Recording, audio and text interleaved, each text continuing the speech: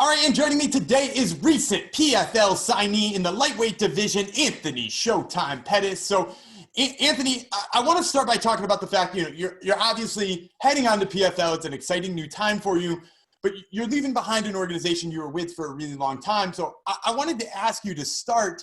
How long had you been planning on testing free agency, knowing what was going on with your contract? Did you know that this was going to happen for a long period of time, or was this sort of a late decision? I mean, a little bit of both. I was like, whenever you're going to fight to free agency, you still have to make it a free agency, So, like, in the beginning of 2020, I had 3 fights left on my contract, and the UFC didn't make an offer for me to re-sign it at that time. And that's when I kind of went back with my team, my coaches, my managers. I'm like, you know what, let's fight this one out and see what happens. And then COVID hit. I'm like, man, everything was crazy last year. It was like right during all that time when all this was going on. So, it was a weird year for me as far as like taking those fights. And then I had to take a quick notice fight against Cowboy Cerrone. I got the win there. And then the last fight against Alex Morono, I definitely wanted to finish 2020 with at least 3 fights, because I usually fight 3 or 4 times a year. And then that one popped up, and that was my last fight on my contract. So it happened really quick, because it wasn't like I had a training camp for Morono. It was like a 20-day fight notice.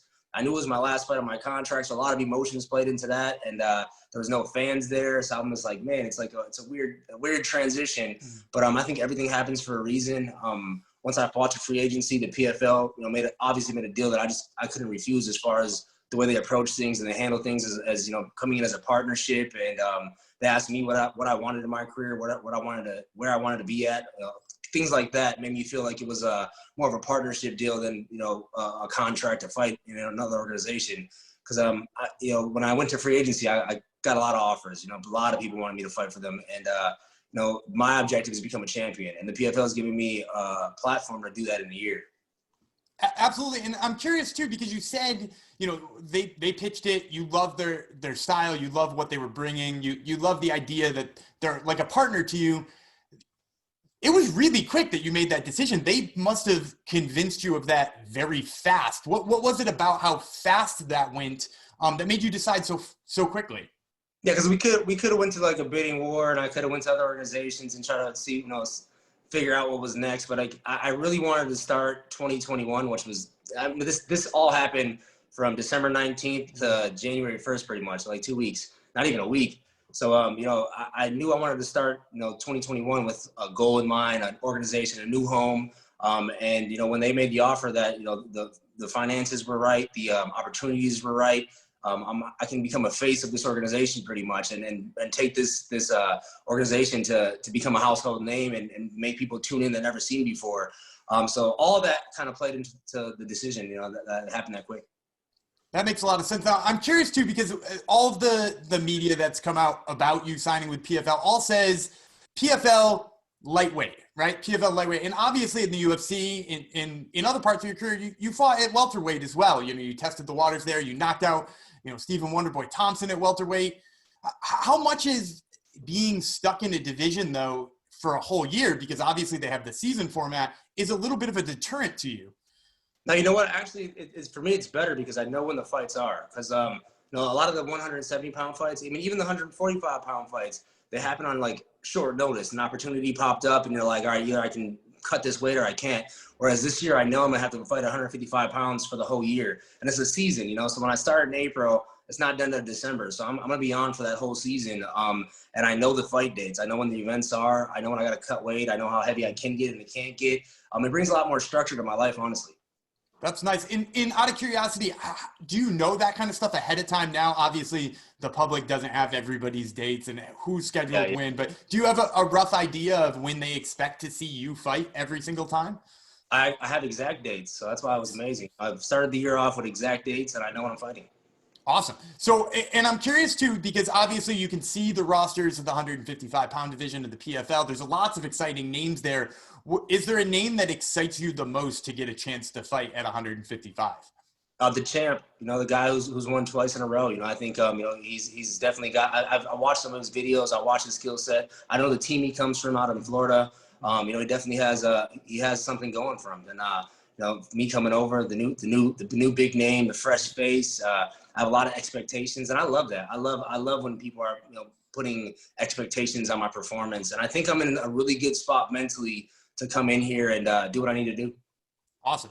And so I want to talk to you too about the prospect of 170 pounds, because you said, it's a season format. You're 155 pounds. Now, obviously we can't know what happens in this season, and your goal is to win the championship, but let's say you do win that. Is the goal after that to repeat, to defend, or are you interested in the idea of possibly trying a new division, doing the 170 pound in 2022? Yeah, I am. I think, if I go there and I handle business, I got a 2-year contract with the PFL. So I think, if I go out here and do what I know I can do in this lightweight division, it does make sense to go for the challenge. It's not for me. It's more about the challenge and seeing what I bring to the table. And it's a legacy for me. I knocked out Wonder Boy at 170 pounds, one of the top 5 guys in the UFC. I mean, one of the best strikers in mixed martial arts. That was a tough puzzle to crack. And I think I definitely have the power at 170 pounds. I possess the skill set to hang with anybody in any division. And I think it makes sense for me to go try 170 after 155. Makes a lot of sense. And just out of curiosity, again, you said you were looking at the 155 pound names. There's obviously a 2-time champ down there that's interested in you. Is there somebody at 170 pounds? I know Rory McDonald recently signed with the PFL. That's obviously a really exciting name as well. Do you have names up there that you've been looking at? I haven't. I mean, obviously I know who Rory is just because Rory's been around forever. But the PFL fight I went to go watch live, actually, before all this happened, the Hawaiian guy, I forget his name, but he had a great performance, and I think there's a lot of good guys on this roster. I think the misperception of the average fans, if it's not UFC, Bellator, the names that are thrown in their face all the time, they think it's like a lesser skill level, where that's not true. In MMA, mixed martial arts, everybody's dangerous. And especially when you have a name like myself, I bring the best out of guys. When I fight somebody, they know they're getting a great opportunity, and I'm fighting the best version of everybody I fight against. So, I think I'm not going to look too far ahead in the future on the 170-pound division. I have my work cut out for me at 155, and I'm going to have a busy year. And so you mentioned in there too that, the common fan might say it's not Bellator, it's not UFC, and sort of dismiss it. But I'm curious, do you feel some of the pressure, or do you feel some of the burden to show fans that it's not that it is, the highest level of MMA out there? Yeah, I mean, I got to go out there and perform. My objective is to get on that ESPN top 10 every fight I fight this year. So, I'm training for that purpose, going out there and performing. Like I said, the way the PFL came at me with this partnership, I feel responsible for doing that as well. So, they gave me a great opportunity. I have the whole year in front of me to have some fun out there. And that's what I'm going to do. I'm going to make it fun. I'm not going to go out there with all that pressure. I got to perform. I'm just going to go be myself, do what I know how to do. My fighting style is already flashy and entertaining. It's just to go out there and perform.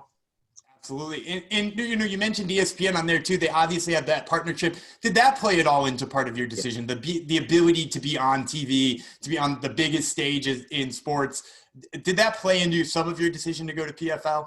Yeah, that was huge. I mean, that was a huge part. We were looking at every network, what networks they were on, what platform I'm going to be on. Because, when you're a fighter, you have a brand. And I think my brand is very strong, in the fight world. And when I found out they're on ESPN, their format of fighting, I get 4 fights next year guaranteed. It was just for me, it was a no-brainer. That's why it was a quick decision. I'm like, yeah, they're giving me an opportunity that I can't pass up on.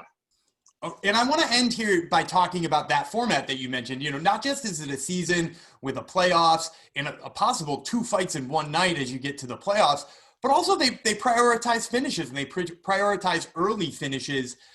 Do you feel that plays into your skill set, or do you feel like it changes the way you approach fights at all?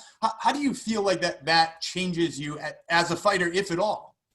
I mean, it just makes me more hungry to get a finish, because the point system, if you get a finish in round 1, round 2, round 3, you get points according to what round you finish in.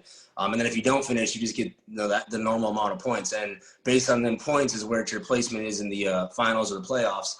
So, yeah, I mean, we're definitely looking for finishes. There's no elbows in this organization, so that's a little different for me. So there are some adjustments I have to make to my game as far as ground and pound and, striking stuff. But I'm excited. I think it's going to be one of them a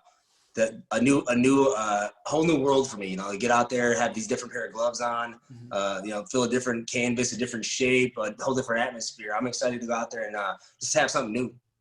Absolutely. And I'm going to close here with a question about those playoffs that you mentioned, because, everything goes right in the regular season. We're definitely going to see you in those playoffs. Has been starting with 2 fights in one night. Yeah. Obviously that's almost like a relic of an older time in MMA, right? When they were doing one night tournaments and stuff like that. And it's not the whole tournament, but is that an exciting piece to you? Do you like the idea of getting a chance to do sort of that old school MMA style? Yeah, man. This year they're not doing that. So this year it's going to be 4 fights. The guys who get the highest rankings are going to be fighting. So no 2 fights in one night this time around. And I think they were playing with that concept and seeing how it flowed and how it worked. But man, that is exciting though. Like before I found out the fight dates, I thought that's how it was going to be. And yeah, I was excited about that because like you got to be strategic about it. It's not only winning the fight, you got to not take damage. And I think my fighting style, when I was fighting the UFC, I was like, yo, I need to win and I got to be impressive. I didn't really care about cuts and any of that stuff. I'm like, yo, I got one fight. I got to go out there and perform for 15 to 25 minutes.